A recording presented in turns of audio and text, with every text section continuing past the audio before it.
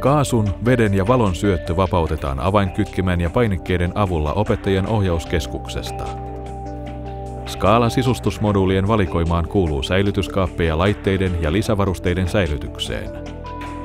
Valikoimaan kuuluvat muun muassa jatkuvatuuletteiset kaapit, vetolaatikot kemikaalien säilyttämistä varten, turvakaapit liuottimille tai painekaasupulloille, happo- ja emäskaapit sekä laboratoriokaapit, joissa on runsaasti tilaa oppilaiden kokeiden ja laboratoriolasien säilyttämistä varten.